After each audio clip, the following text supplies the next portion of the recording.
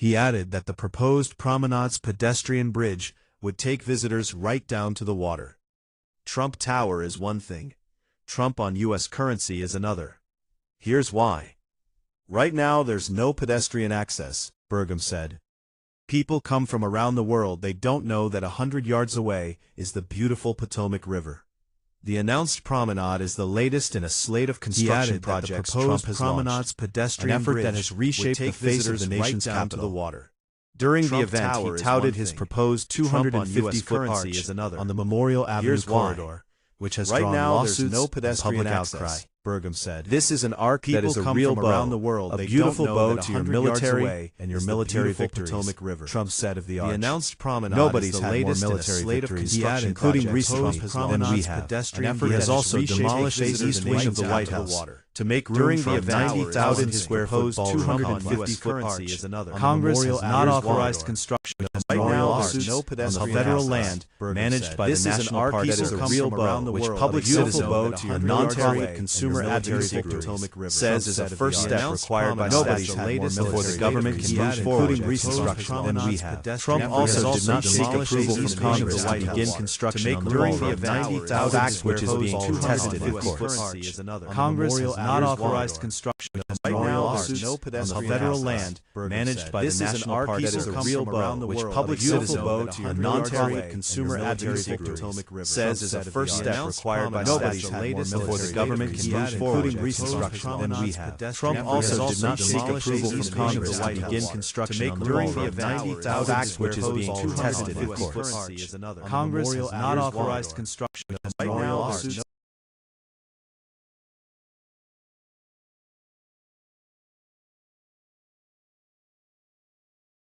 First step required by statute before the government can move forward with construction than we have. Trump also did not seek approval from Congress to begin construction on the ballroom, a fact which is being contested, of course. Congress has not authorized construction of a memorial arch.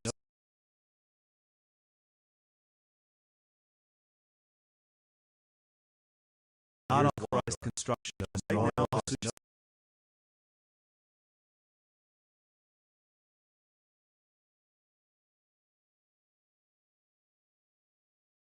That requires before the government can move forward with construction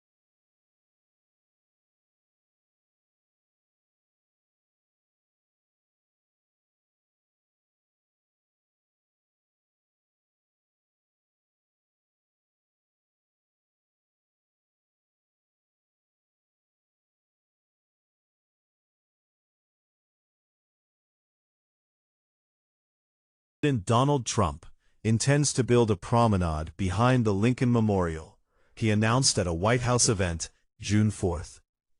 They want to call it the Trump Promenade, but I don't know if I want to do that. But it's going to be beautiful, Trump said. Secretary of the Interior Doug Burgum stated that the promenade would connect the backside of the Lincoln Memorial to the Potomac River, and that the promenade was a part of the McMillan Plan, the early 20th century plan that laid out the National Mall. He added that the proposed promenade's pedestrian bridge would take visitors right down to the water. Trump Tower is one thing. Trump on U.S. currency is another. Here's why. Right now there's no pedestrian access, Burgum said. People come from around the world. They don't know that 100 yards away is the beautiful Potomac River. The announced promenade is the latest in a slate of construction projects Trump has launched, an effort that has reshaped the face of the nation's capital. During the event, he touted his proposed 250-foot arch on the Memorial Avenue corridor, which has drawn lawsuits and public outcry. This is an arc that is a real bow, a beautiful bow to your military and your military victories, Trump said of the arch. Nobody's had more military victories, including recently, than we have. He has also demolished the east wing of the White House to make room for a 90,000-square-foot ballroom complex. Congress has not authorized construction of a memorial arch on the federal land managed by the National Park Service, which Public Citizen, a nonprofit consumer advocacy group, says is a first step required by statute before the government can move forward with construction. Trump also did not seek approval from Congress to begin construction on the ballroom, a fact which is being contested in courts.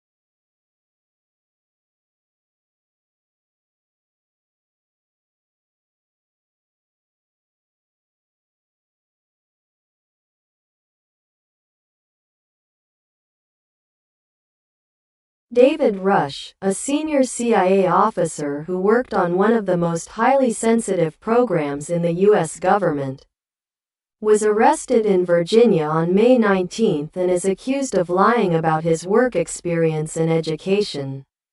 Rush is scheduled to appear in court Friday. The agency placed the senior officials on leave over how they managed Rush's requests for money or initial internal flags that his requests may not have been a legitimate part of his work. The people familiar with the decisions said they did not know the number of CIA officials affected or when they were put on leave. A spokesperson for the CIA declined to comment. Rush's attorney had no comment.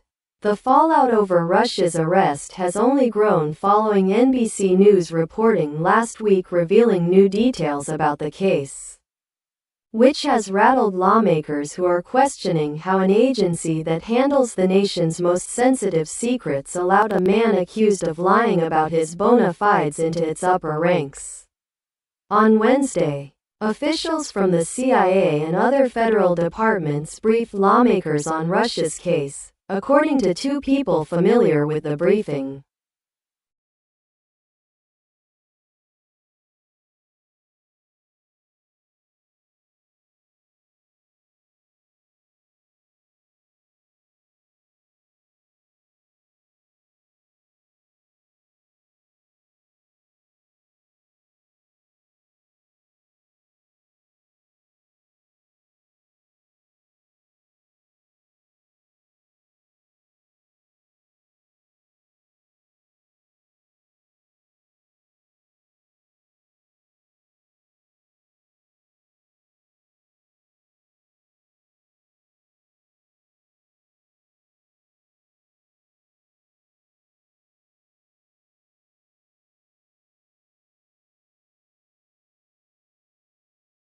Rush has yet to plead to charges outlined in court documents that he filed fraudulent timesheets by falsely claiming he was a member of the Navy Reserve. Court papers also say that he had requested and received from the CIA a large amount of foreign currency and gold bars for work-related expenses, much of which the agency then couldn't find when conducting a review. When FBI agents searched Rush's home last month, they found about 303 gold bars, $2 million in cash and more than 30 luxury watches, according to the court affidavit. Chief Pentago.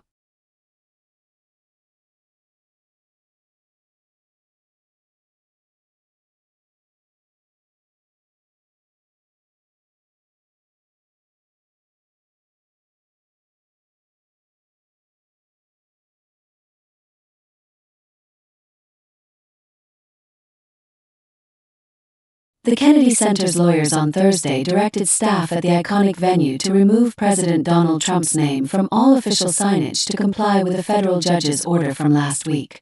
Staff were told in an email from the Office of the General Counsel to remove any references to the Trump Kennedy Center, or the Donald J. Trump and the John F. Kennedy Center for the Performing Arts, and instead revert to the John F. Kennedy Center for the Performing Arts or the Kennedy Center or the Center. The directive also applies to email signatures, letterheads, signage, brochures, and website pages.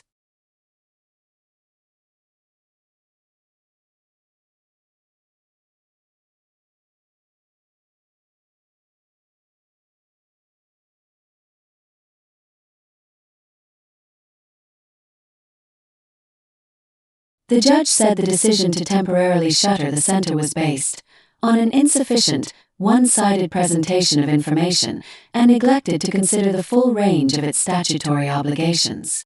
His order last week did not prohibit the Kennedy Center Board from voting to close the building for a period of time, but ordered it to use proper protocols in reaching a decision. Trump has expressed great interest in the Kennedy Center since he took office for a second term. He has been involved with the center's programming and events, including canceling some performances and introducing others. He teased the prospect of adding his name to the building last August in a post on Truth Social, months before the board's vote.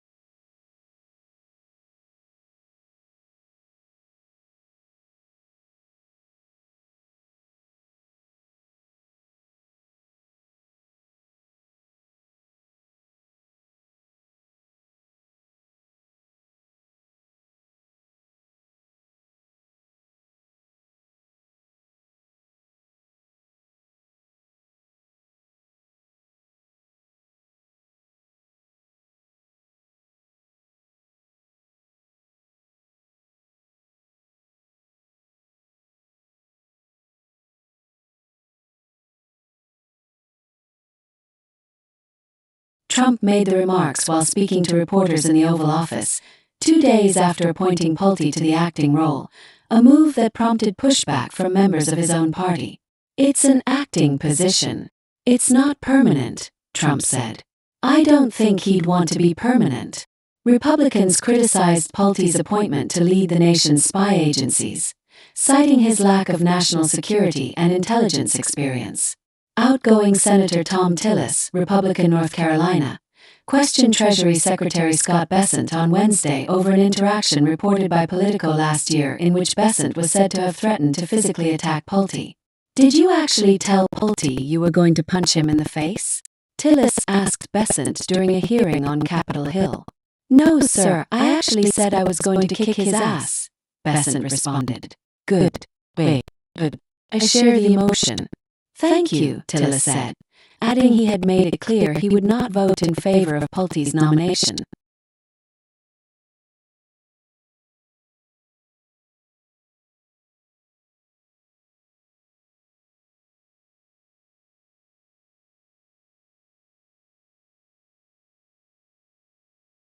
Republican Senator Mitch McConnell of Kentucky also suggested in a statement he would not support Pulte's nomination. Very few Senate confirmable positions come with statutory eligibility requirements. There are good reasons why the Director of National Intelligence is one of them. Anyone performing this role of such immense public trust must have the extensive national security experience required by statute, and no nominee who falls short of this requirement will earn my vote, McConnell said. Should Pulte be nominated to the role permanently, he would require a simple majority in the Senate to be confirmed. But the immediate pushback from some Senate Republicans, who hold a 53-47 majority in the upper chamber, could have made for an uphill battle to confirm him.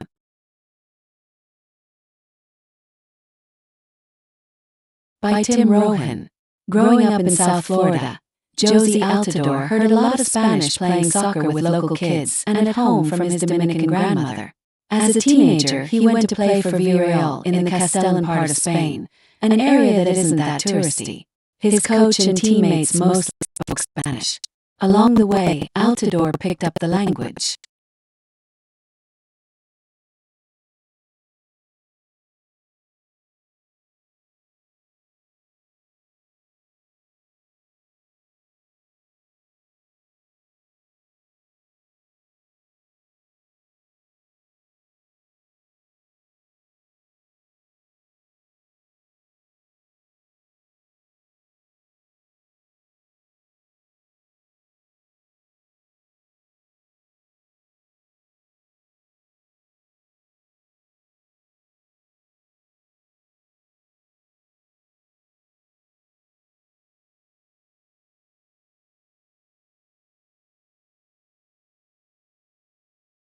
A lot of people look at me like, "What? You speak Spanish?" Altidore told NBC News. It will come in handy this summer, when Altidore serves as a World Cup commentator for Telemundo, the game's official Spanish-language network. Altidore has no experience in broadcasting, and he admits that his Spanish is just okay.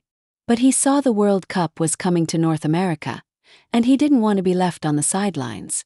"It's the biggest, most historical World Cup we've had," Altidore said. "For me, it was a good opportunity to stay involved, be a part of the World Cup. But what about his Spanish? I can get by," he said. "I thought, what a cool challenge.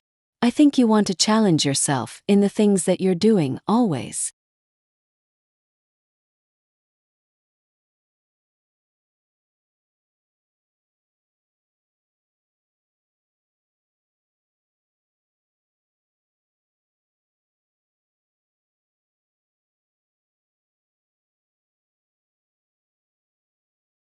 Plus, he'll get to see the Telemundo broadcast up close, the excitement of it, which is a stark contrast to the English-language telecasts, particularly the goal calls from the announcer Andres Cantor. "I always wondered."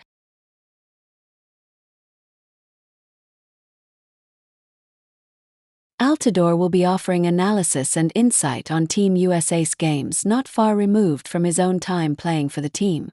He is considered one of the best American players of the last 2 decades, a striker who scored 42 goals in 115 appearances. He helped the U.S. make it to the 2010 and 2014 World Cups, though he got injured during the latter tournament. He played with a few members of the 2026 roster, including Christian Pulisic. Altidore told NBC News he has a rose-colored view of the current team. "I'm optimistic," he said. "I'm bullish. I think this team can win the World Cup. Really do. I think they have the talent. And I'm so excited for them to get their flowers."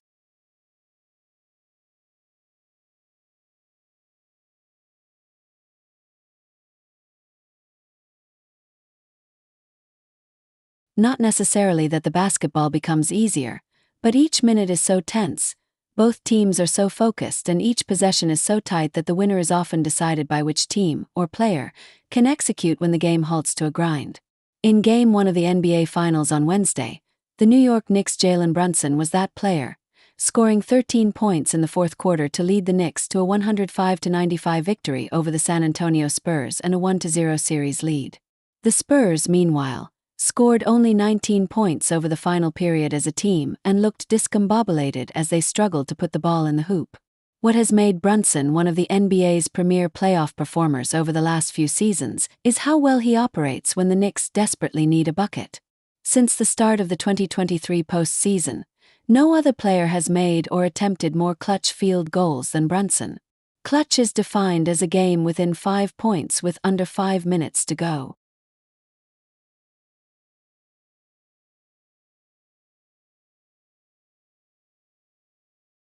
In the first quarter, he briefly left the game after he appeared to hurt his right knee. In the second quarter, he looked to be in pain after his left ankle was stepped on. And by the end of the third quarter, Brunson had made only 7 of his 22 field goal attempts. But he rose to the occasion in the fourth, finishing with 30 points. "I think it starts with my confidence. It comes with my work ethic," Brunson said of how he was able to elevate late in the game. "Most importantly, knowing we're on the road and knowing my teammates have my back. I think that's the biggest thing in an environment like this. The trust they have in me and the trust one have in them, it's got us to this point." While Brunson was able to go into his well-worn bag of tricks, San Antonio was searching for answers. The Spurs scored only 40 points in the entire second half and struggled to generate good looks in the fourth quarter.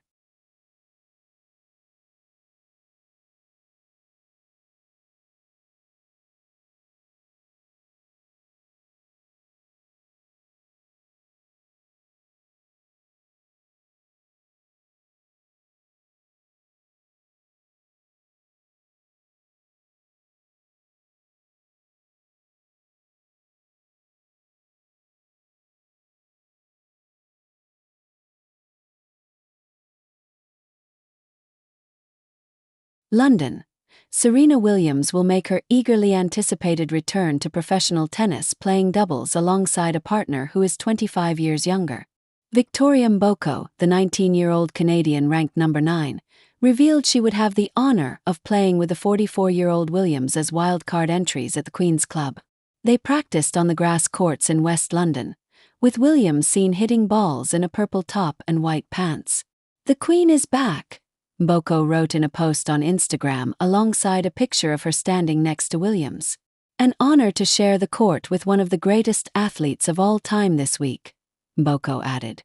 "Even more excited to play doubles together. Tennis is pretty special."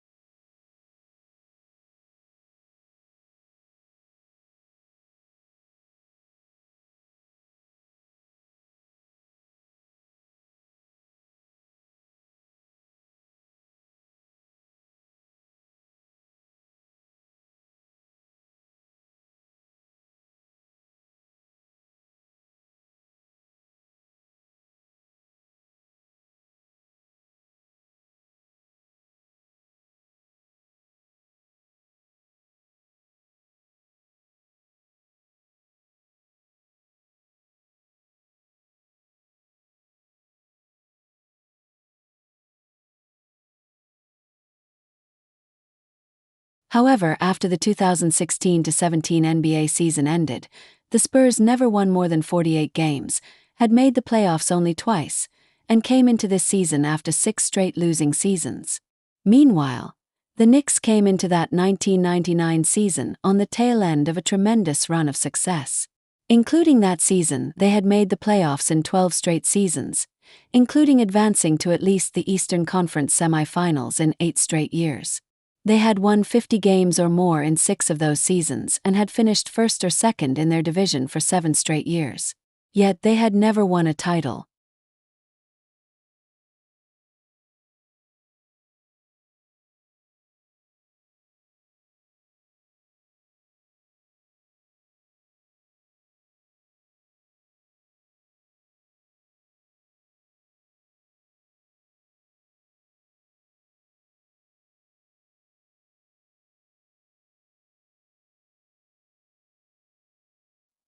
He physically dominated Camby, who was 9 years younger but no match for Robinson's strength.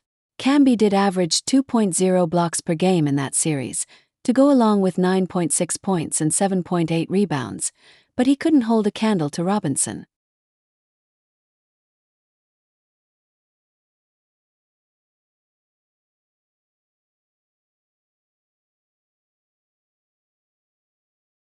(2026) Victor Wembanyama, Spurs, versus Karl-Anthony Towns, Knicks. Advantage, Spurs. The Wembanyama and Towns battle would be a little closer to what we would have gotten from Robinson versus Ewing. However, instead of both big men being Hall of Fame centers at the tail end of their careers, this matchup features 2 centers who are in their prime and have changed the way the position is played.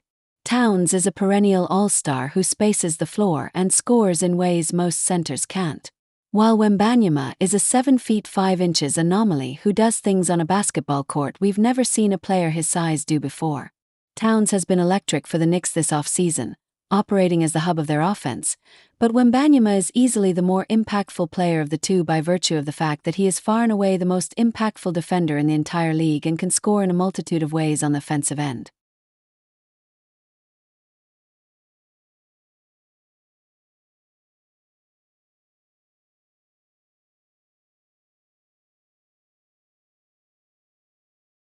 (2026) Julian Champagny, Spurs, versus OG Anunoby, Knicks. Advantage, Knicks. Back in 1999, basketball fans might have scoffed at the idea that 2 6 feet 7 inches players would be the starting power forwards on the 2 NBA Finals teams, but this is a different game in the modern NBA. OG Anunoby has been critical to the Knicks' run to the finals, and he will be huge in this series because he will spend time guarding Wembanyama at points. Anunoby is the kind of physical, strong, and quick forward who gives Wemby as much trouble as anyone. Anunoby's two-way play has been key to the Knicks' run, and they need him to continue at that level this series.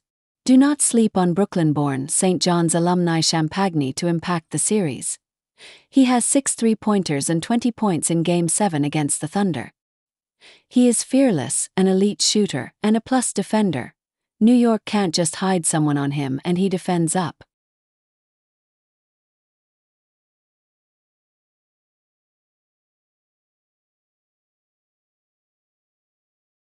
Small forward. 1999, Sean Elliott, Spurs, versus Latrell Sprewell, Knicks. Advantage, Knicks. Sprewell may be most famous for trying to choke out his coach, but he was also a tremendous basketball player. He was a 3-time All-Star with Golden State before coming to the Knicks in the 1998-99 season, and scored 16.4 points with 4.2 rebounds, 2.5 assists, and 1.2 steals per game for the Knicks despite only starting in 4 of the 37 regular season games he played for them. Yet he was easily their best player in the postseason. In fact, he led all playoff scorers with 407 points that postseason. In the finals, he averaged 26 points, 6.6 rebounds, 2.6 assists, and 1.4 steals per game. He was also a solid defender, while Sean Elliott was more of a glue guy. Elliott was 30 years old in this season and was a solid defender who could chip in across-the-board production for the Spurs.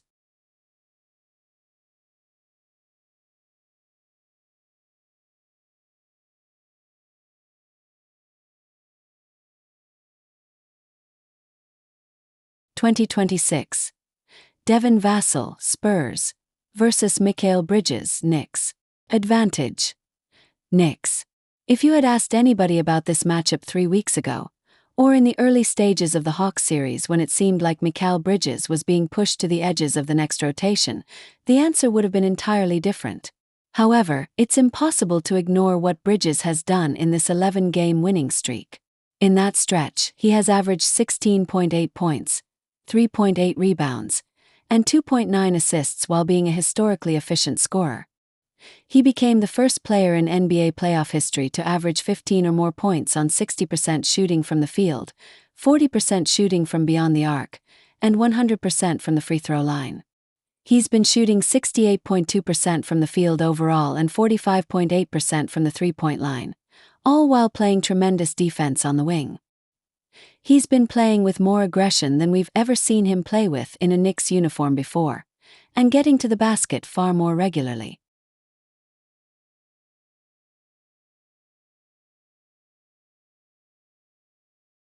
Point guard. 1999. Avery Johnson, Spurs, versus Charlie Ward, Knicks. Advantage, Spurs. Younger readers might not know that Charlie Ward won the Heisman Trophy in 1993 as the quarterback for Florida State. Yet, despite that, he went undrafted in 1994 because he allegedly told teams he would only sign if he was a first-round pick. Instead, he wound up in the NBA and was a serviceable point guard for the Knicks. He started all 50 games for the Knicks that season and averaged 7.6 points, 5.4 assists, 3.4 rebounds, and 2.1 steals per game. He was arguably the Knicks' best defender in the finals, but Avery Johnson was just a better player. The 33-year-old was also a solid defender and averaged 9.2 points, 7.6 assists, and 2.6 rebounds in the series. He had more assists than anybody else that postseason and was a tremendous floor general for this Spurs offense.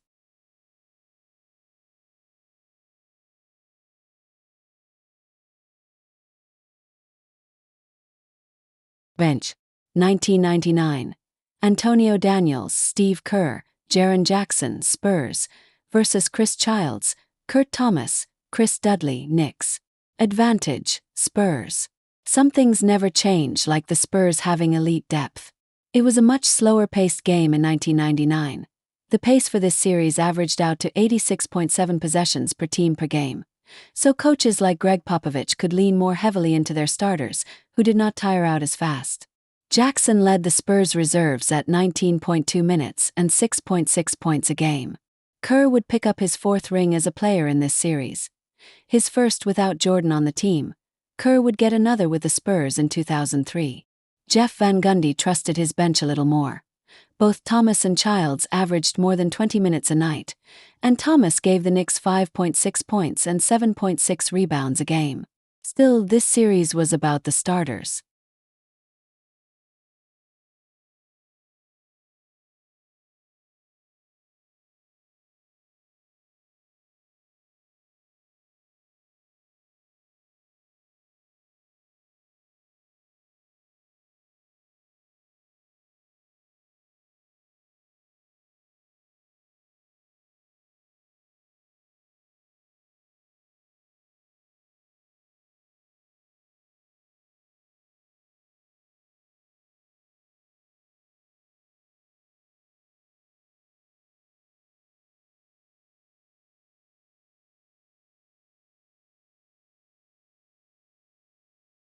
The Pro Football Writers of America announced Vikings defensive coordinator Brian Flores as the 2026 George Halas Award winner.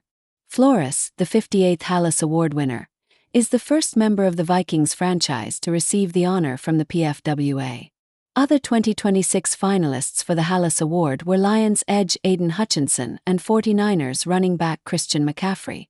The Halas Award is given to an NFL player, coach or staff member who overcomes the most adversity to succeed. The award is named for Halas, a charter member, 1963, of the Pro Football Hall of Fame, who was associated with the Chicago Bears and NFL from their inception in 1920 until his death in 1983 as an owner, manager, player and promoter. Halas won 324 games and 6 NFL titles in 40 seasons as a coach. The Hallis Award is one of the two oldest awards presented by the PFWA, along with the Bill Nunn Jr. Award, presented to a reporter who has made a long and distinguished contribution to pro football through coverage.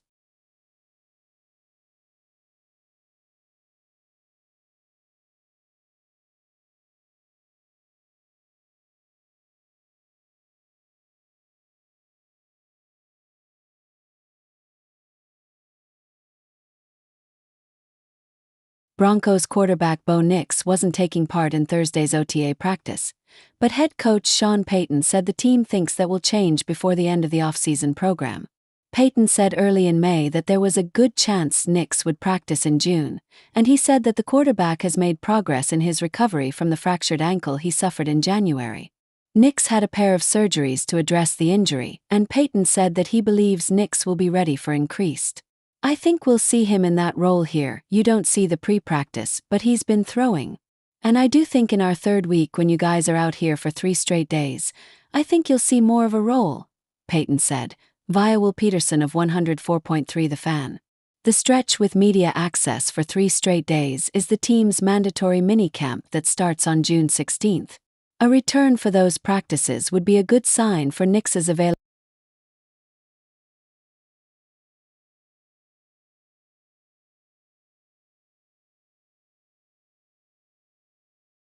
Broncos quarterback Bo Nix wasn't taking part in Thursday's OTA practice, but head coach Sean Payton said the team thinks that will change before the end of the offseason program. Payton said early in May that there was a good chance Nix would practice in June, and he said that the quarterback has made progress in his recovery from the fractured ankle he suffered in January. Nix had a pair of surgeries to address the injury, and Payton said that he believes Nix will be ready for increased. I think we'll see him in that role here. You don't see the pre-practice, but he's been throwing. And I do think in our third week when you guys are out here for 3 straight days, I think you'll see more of a role, Payton said, via Will Peterson of 104.3 The Fan. The stretch with media access for 3 straight days is the team's mandatory minicamp that starts on June 16th. A return for those practices would be a good sign for Nix's availability for a full workload at the minicamp.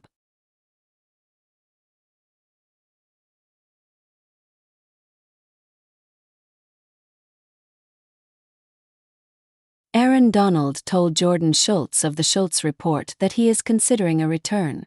"I'm for sure flirting with the idea," Donald texted Schultz on Tuesday night. "Hell of an opportunity with the Super Bowl in SoFi this year. If I can find the fire, it's a possibility."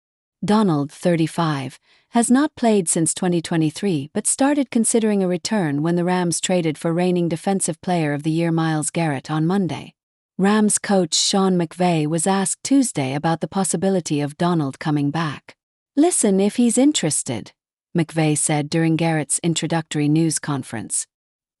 "Here's what I'll say. You talk to Aaron and you see what he's saying about that."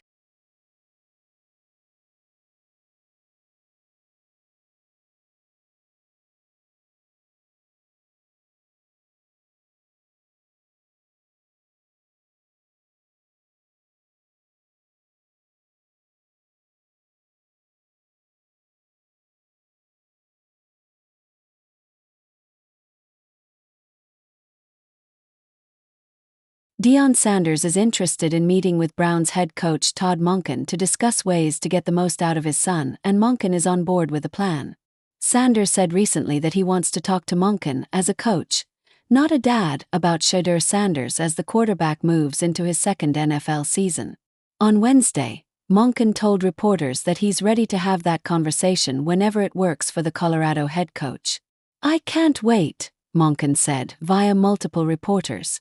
"I've got a lot of respect for Coach Sanders, obviously as a player but also what he's done as a coach. He's done a great job with Shedeur as a father. I'm open to any time he wants to meet. He said he was going to come but he had a commercial. He just tells me where the next commercial shoot is, I'll be there." The younger Sanders closed.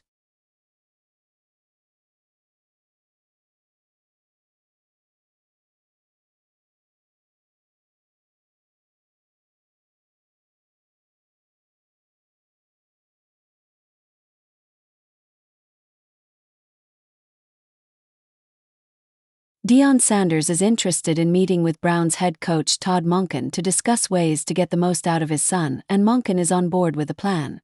Sanders said recently that he wants to talk to Monken as a coach, not a dad, about Shedeur Sanders as the quarterback moves into his second NFL season. On Wednesday, Monken told reporters that he's ready to have that conversation whenever it works for the Colorado head coach. "I can't wait," Monken said via multiple reporters. "I've got a lot of respect for Coach Sanders, obviously as a player but also what he's done as a coach. He's done a great job with Shedeur as a father. I'm open to any time he wants to meet. He said he was going to come but he had a commercial. He just tells me where the next commercial shoot is, I'll be there. I really am looking forward to it. I've got a ton of respect for him and I've got a ton of respect for Shedeur because all he's done since I've been here is work."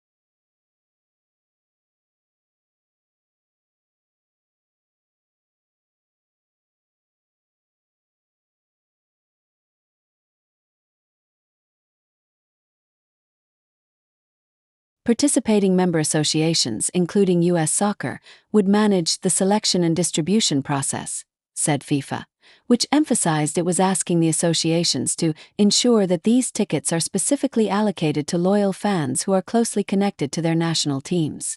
The American Outlaws are such fans. The organization says it has more than 200 chapters worldwide sharing one goal: cheering on U.S. Soccer's teams. The group travels to matches with hand-painted banners, a giant American flag, drums and organized chants, all of it typically on display right behind the net.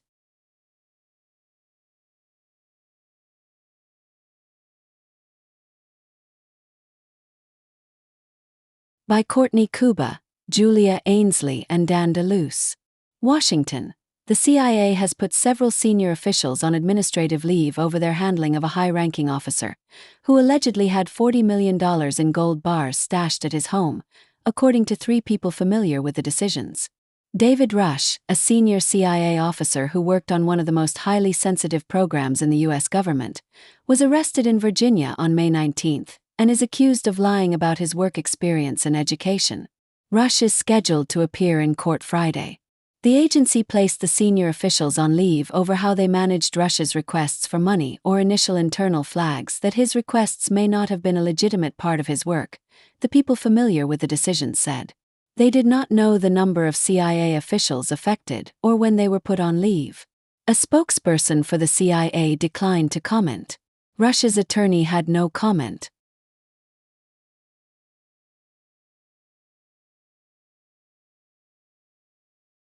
Hubbard says she continues to seek medical care for these conditions.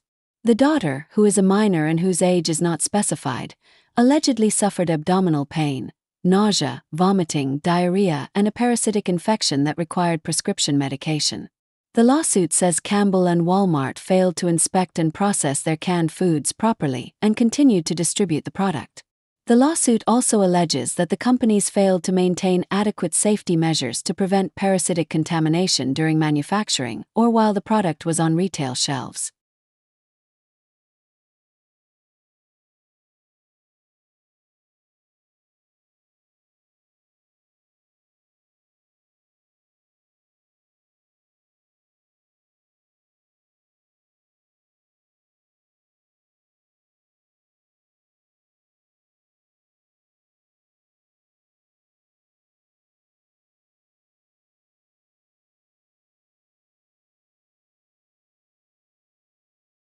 House committee calls on DOJ to investigate 2 men with ties to Jeffrey Epstein.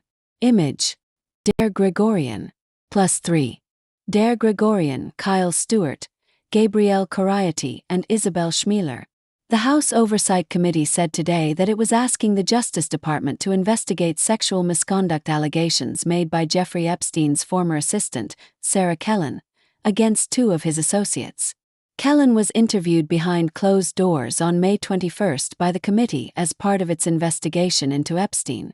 During the transcribed interview, the committee received testimony about alleged instances of criminal misconduct committed by Philip Levine, the former mayor of Miami Beach from 2013 to 2017, and Frédéric Fekkai, a French celebrity hairstylist.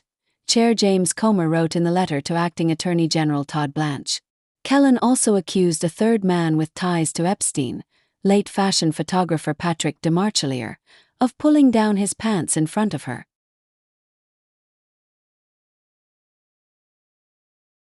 Years after handing redistricting power over to an independent commission, New York Democrats want it back as they join a national map-drawing battle with an eye on the 2028 election.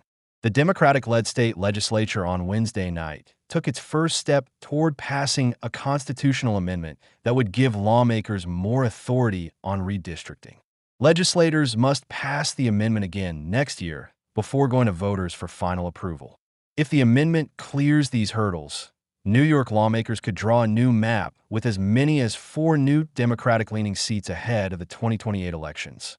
In 2014, New York voters approved a constitutional amendment that created a bipartisan redistricting commission in the state. But the commission's first attempt to draw new congressional lines following the 2021 census fell flat, as Democratic legislators' pursuit of partisan advantage eventually led to litigation and a court-ordered map.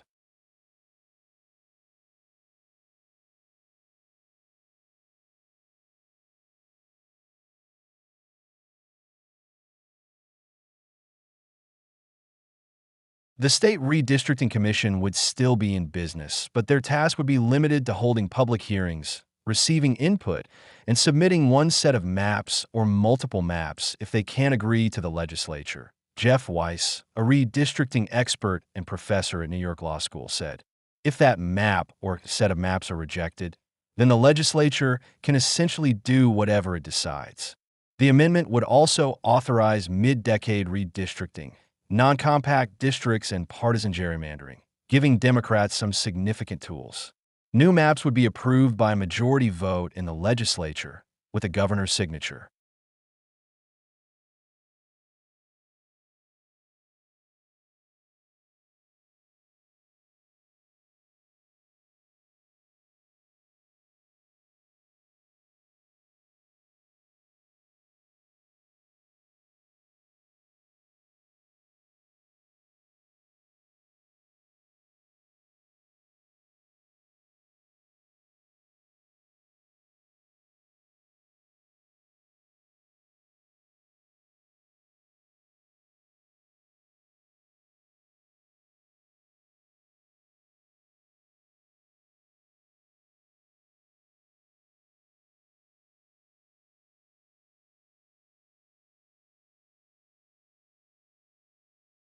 The latest attack brings the number of people who have been killed in boat strikes by the U.S. military to at least 207 since the administration began targeting those it calls narco-terrorists in early September.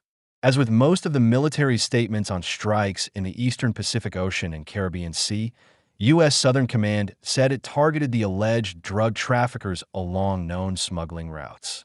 The military did not provide evidence that the vessel was ferrying drugs. A video posted on X showed a boat speeding through the water before bursting into flames.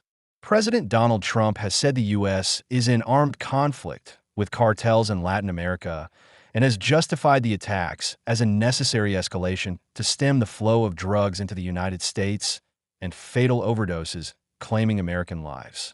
But his administration has offered little evidence to support its claims of killing narco-terrorists.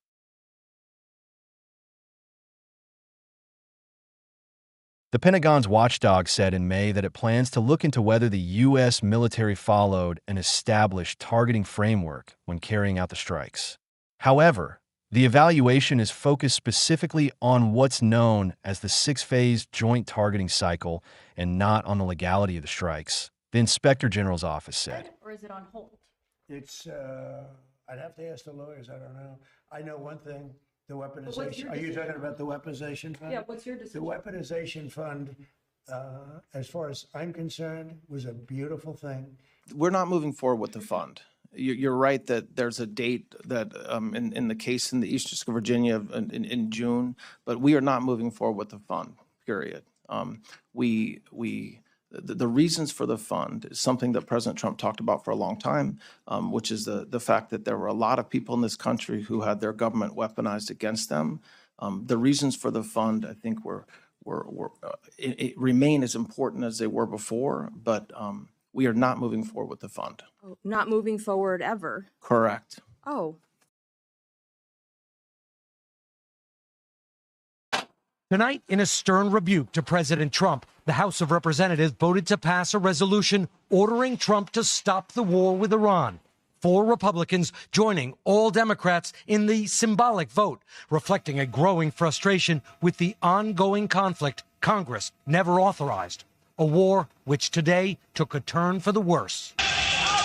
In the most violent flare-up in weeks, threatening an already shaky U.S.-Iran ceasefire, today Kuwait's main airport took a direct hit from Iranian drones. A terminal caught fire. Flights canceled. Kuwaiti officials say an Indian resident was killed and dozens injured.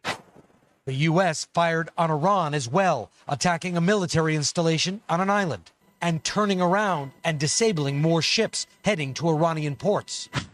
But late today, President Trump appeared dismissive of Iran's attack, calling it not very strong. We hit them very hard on something else unrelated, and so they were responding. He insisted a deal is still close. The negotiation itself has gone very well, actually. Very well. It could happen. I mean, if it happens, and it might not happen, who knows? But if it happens, it could happen like over the weekend. In an interview released earlier, Trump said the U.S. military blockade